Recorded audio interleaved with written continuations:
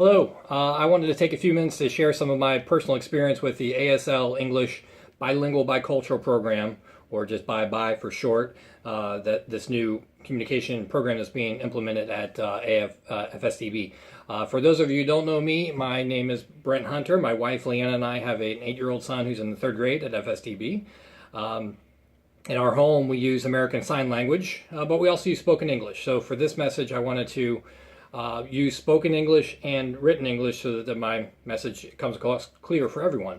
You know, when our family first came to Saint Augustine for FSDB about 4 years ago, we were actually pretty happy to learn about the total communication philosophy that was used at FSDB. And it really seemed like a good approach for education. And I really think it is a good theory, but when it's put into practice, it really tends to break down. And we've seen that it really has, honestly, it's failed for us miserably over the past 4 years. Our son Michael, his language acquisition, both ASL and English, has really been delayed, in part because, I believe, because of the total communication philosophy. I've noticed that when both languages, ASL and English, are used together at the same time, both languages lose a lot. So as a result, a profoundly deaf child like my son really struggles to gain a solid language foundation.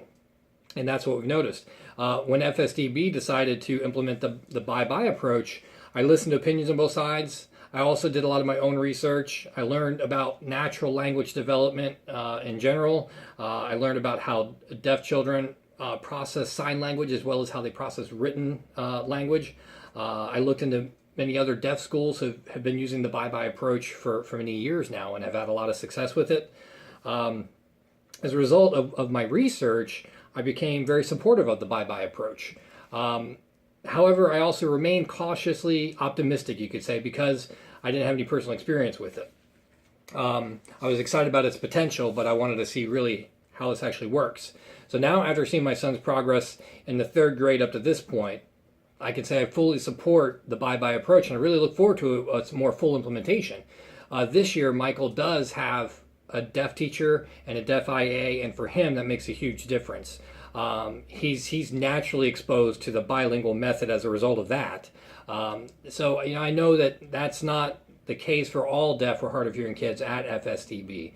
I do really look forward to the day when all deaf and hard of hearing kids can have the same exposure to both languages, ASL and English, regardless of whether their teacher is deaf or hearing. But as a result of Michael being consistently exposed to ASL, his language skills have leaped forward and his communication has really greatly improved even in this first half of the year.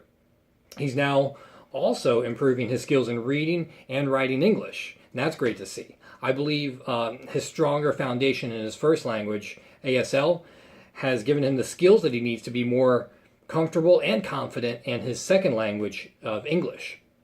Last year, he struggled with many just basic language concepts, and most often he didn't even understand when he was being asked a question, for example. He didn't know how to respond appropriately to a question. When you asked him, "How are you?" you would usually just get a blank stare, or at best just a smile and a nod, because he didn't understand you were asking him a question that required a response.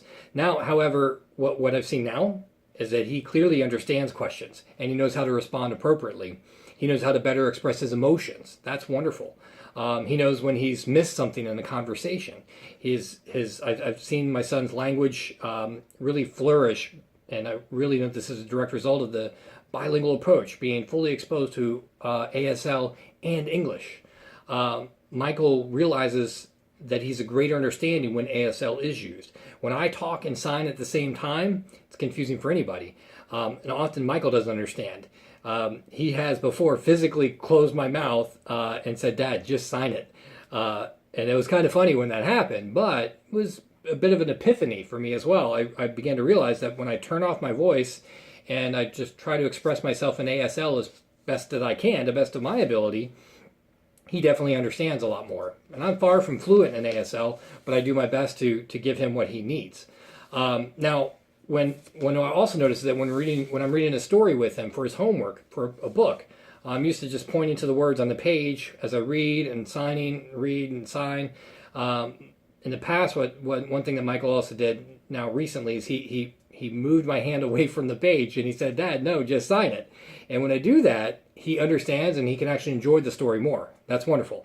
What I also noticed is that he can then go back and recognize more of the English words that are on the page as well. So I can say now that I support the bye-bye approach, not only because of the great things that I learned about it from my own personal research, but now my own personal experience backs it.